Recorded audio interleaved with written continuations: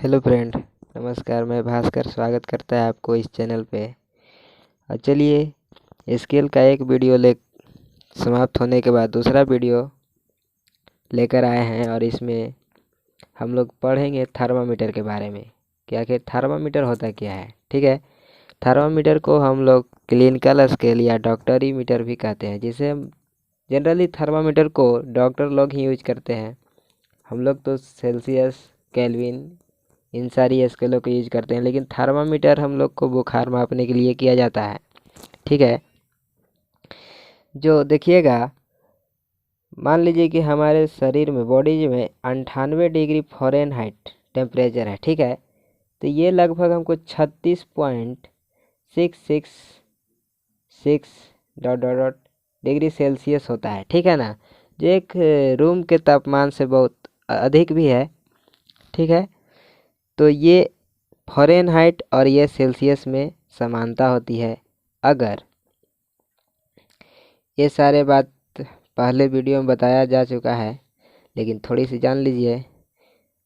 हमारा जो 1 degree Celsius है, 1 डिग्री सेल्सियस जो है 32 डिग्री फ़ारेनहाइट के बराबर होता है। अर्थात 1 डिग्री सेल्सियस मेरा 32 डिग्री फ़ारेनहाइट के इक्वल होता है। मतलब हम 1 डिग्री सेल्सियस से 100 डिग्री सेल्सियस तक जाते हैं, लेकिन फ़ारेनहाइट में ही हम लोग 32 डिग्री फ़ारेनहाइट से 212 डिग्री फ़ारेनहाइट के बीच जाते हैं, यानी कि 180 भागों में विभाजित करते हैं। तो चलिए हम लोग अब आते हैं थर्मामीटर की ओर। तो थर्मामीटर देख रहे हैं आप लोग, ये जो आप दिख रहा होगा, ये मेरा क्या है, थर्मामीटर है। ठीक है, तो थर्मामीटर में ये जो नीचे का जो पोर्शन है, यहाँ पे जनरली रूप से आप लोग समझते होंगे कि पारा होता है, लेकिन पारा तो होता ही है, लेकिन यहाँ पे पारा बल्ब यानी मरकरी बल्ब होता है इस पे। ठीक है, इस पॉइंट पे। और ये जो पारा करता क्या है कि जब हम इसे टेम्परेचर के संपर्क में ले जाते हैं, तो ये पारा धीरे धीरे धीरे धीरे ऊपर की ओर चढ़ने लगता है। ठीक है, और ऊपर की ओर चढ़ करके ये बताता है कि हमको कितना डिग्री सेल्सियस फ़ारेनहाइट बुखार है। ठीक, और ये जो ट्यूब है इसको हम क्या बोलते हैं, कैपिलरी ट्यूब। ठीक है, और ये पैमाना जो है फ़ारेनहाइट में हमको बताना है।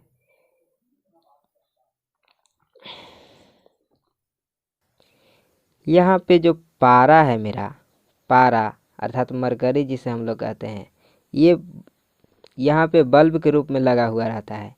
तो जनरली रूप से हम लोग थर्मामीटर में पारा ही क्यों यूज करते हैं।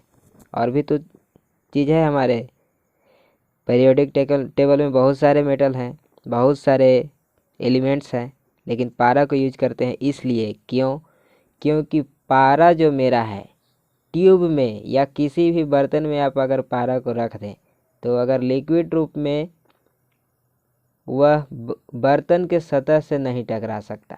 ठीक ना, वह छूटता नहीं है। मान लीजिए कि यह अगर पारा का बूंद है, तो इसे अगर हम नीचे लाएं तो यहाँ पे कुछ भी नहीं लगा होगा, यानी कि साफ साफ वह नीचे की ओर आ जाएगा। हाँ, अगर इस पोर्शन पे जब हम टेम्परेचर दे दें, तो ये धीरे धीरे धीरे धीरे ऊपर की ओर चढ़ने लगता है। अर्थात टेम्परेचर के अनुकूल पारा क्या होता है, घटता है या बढ़ता है। तो और एक बात, इसमें जो हमारा फेर्जिंग पॉइंट जो होता है, यानी कि जमाव बिंदु जो होता है पारा का, क्या होता है, 39 डिग्री सेल्सियस। ठीक है, और बॉइलिंग पॉइंट हमारा क्या होता है, यानी कि क्वथनांक इसका 357 डिग्री सेल्सियस। अर्थात इतना डिग्री सेल्सियस पर पारा जम जाएगा, लेकिन अब जब इसे बॉइलिंग करना होगा तो इतना डिग्री सेल्सियस पर बॉयल होगा। ठीक है, इसलिए पारा सामान्य टेम्परेचर को ही मापने में उपयोग किया जाता है। यह निम्न टेम्परेचर को नहीं माप सकता, अर्थात अति निम्न टेम्परेचर को नहीं माप सकता और उच्च टेम्परेचर को भी नहीं माप सकता। ठीक है, यानी कि इतने के बीच में जो टेम्परेचर होगा वह पारा उसे माप सकता है। ठीक है, अब आते हैं हमारे थर्मामीटर में एक और भी है अल्कोहल, जो टेम्परेचर के अनुकूल अपना प्रसारण करता है, तो इसे भी हम लोग यूज करते हैं, ठीक है। लेकिन अल्कोहल में होता क्या है, अल्कोहल में कुछ ऐसी बातें हैं जिसके कारण हम लोग थर्मामीटर में इसका यूज नहीं करते। अभी अभी आपने देखा कि एक ट्यूब है, कैपिलरी ट्यूब इसे आप कहते हैं, जो थर्मामीटर बनता है हमारा, जो ग्लास, कांच का ग्लास होता है, उसे ही हम बोलते हैं कैपिलरी ट्यूब, ठीक ना। ट्यूब हो गया मेरा।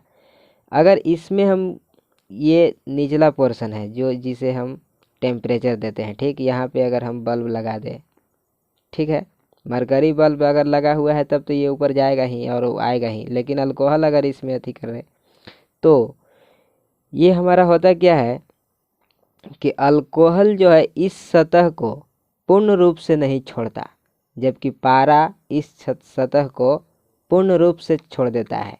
जब हमारा लिक्विड रूप में पारा हो और इसे हम ट्यूब में डाल दें और ट्यूब में डालकर इधर उधर घुमाएं, ऊपर नीचे घुमाएं, तो हमारा क्या होगा, पारा कभी भी इस सतह को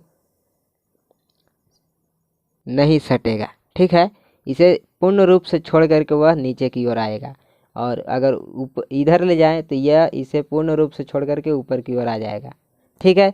जबकि अल्कोहल ऐसा नहीं करता। अल्कोहल क्या करता है कि इस सतह को पूर्ण रूप से छोड़ता नहीं, अर्थात सतह में कुछ न कुछ उसका अंश रह जाता है। इस तरह से अल्कोहल टेम्परेचर को मापने में ज़्यादा उपयोगी या ज़्यादा कारगर साबित नहीं होता है, ठीक है। इसका अल्कोहल का हमारा क्या होता है, फ्रीजिंग पॉइंट देख लीजिएगा। ये हमारा होता है क्या, 110 डिग्री सेल्सियस, जो निम्न तापमान माप सकता है, ठीक है। ये हमारा निम्न तापमान माप सकता है, क्योंकि इतना डिग्री सेल्सियस पर इसका द्रव्यमान होता है, तो इससे नीचे का जो भी टेम्परेचर है इसे मापने में ये सहूलियत देता है। लेकिन यह एक्चुअल टेम्परेचर को मापने में असमर्थ होता है, जितना पारा मापता है, ओके। अब हम समझ गए कि अल्कोहल और पारा में कौन ज़्यादा उपयोगी है टेम्परेचर मापने के लिए। तो अब चलिए चलते हैं इस थर्मामीटर की ओर, ठीक है ना, जो टेम्परेचर को मापता है, ठीक है। अगर हमारे बॉडीज में बुखार है, ठीक है ना, हमारे बॉडीज में बुखार है, तो हम इस पोर्शन को बॉडी से टच करते हैं और यहाँ से जो पारा निकलता है, यहाँ पे फ्रेंड, यहाँ पे नोट समझिएगा आप लोग, ये इम्पोर्टेंट, मोस्ट इम्पोर्टेंट चीज़ है। यहाँ पे बल्ब मरकरी होता है, न कि पारा होता है, ठीक है। ये जो स्टील के जैसा दिखाई देता होगा आप लोगों को, ये बल्ब मरकरी होता है। और यहाँ से जो पारा निकलती है धीरे धीरे धीरे धीरे ऊपर की ओर आती है। अगर यहाँ तक आन के रुक गई तो समझिए कि इतना, मान लीजिए कि यहाँ पे कुछ 74 डिग्री फ़ारेनहाइट है, तो यहाँ पे हम बोलेंगे कि 74 फ़ारेनहाइट मेरा टेम्परेचर है। तो 74 जो मेरा टेम्परेचर है क्या हुआ, जो कि एक सामान्य मनुष्य का टेम्परेचर कितना होता है, 78, लगभग 78 डिग्री फ़ारेनहाइट होता है। तो ये जो मेरा 74 डिग्री फ़ारेनहाइट जो हुआ, मेरा क्या हुआ, टेम्परेचर कम हुआ, ठीक है। अब हम लोग तो टेम्परेचर को फ़ारेनहाइट में मापते हैं जो बुखार है उसे, लेकिन उसे जब हम सेल्सियस में लाते हैं, ठीक है, जब उसे हम सेल्सियस में लाते हैं तो हमारा कितना हो जाता है, क्योंकि हम लोग जानते हैं कि 1 डिग्री जो मेरा सेल्सियस है 100 भागों में डिवाइड होता है, और F-32 यानी कि 32 डिग्री फ़ारेनहाइट मेरा है, ठीक है। ये मेरा फ़ारेनहाइट है, 180 में डिवाइड होता है। जब इसे हम लोग काटते हैं तो ये मेरा 95 में कटता है, यानी कि 1 डिग्री सेल्सियस बराबर मेरा 5/9 F-32 फ़ारेनहाइट हुआ। जब हम इसे 98 डिग्री फ़ारेनहाइट को सेल्सियस में अगर रूपांतरित करें, ठीक है, तो ये हमारा क्या होगा, 5/9 हो जाएगा मेरा। F के जगह पर हम 98 रखेंगे और 32 ये मेरा हुआ। यहाँ पे 5/9 यहाँ पे होगा 6 और 6, यहाँ से 3 2 2 कटेगा, 5/3 2 2, यानी कि 2 5 10, 110/3। जब इसे हम काटते हैं इस तरह से मेरा डिग्री सेल्सियस में आता है। तो ये देखिए मेरा टेम्परेचर जो है वायुमंडल जब हीट होता है, ठीक है ना, जब गर्मी के मौसम में वायुमंडल हीट होता है तो ये मेरा उसके बराबर का टेम्परेचर है, जब इतना डिग्री मेरा शरीर का टेम्परेचर होता है, सॉरी इतना डिग्री। ठीक है, तो बस आज इतना ही। इसके बाद हम बताएंगे आगे के वीडियोज में कि कोई भी वस्तु, मेरा मान लीजिए कि यहाँ एक बर्तन है और एक यहाँ है, तो ये हमारे हॉट और कोल्ड, यानी कि कोई भी वस्तु हमें गर्म और ठंडा क्यों लगता है, ठीक है ना। तो इस बात पर हम लोग आगे के वीडियो में बात करेंगे। तब तक के लिए इतना ही, धन्यवाद।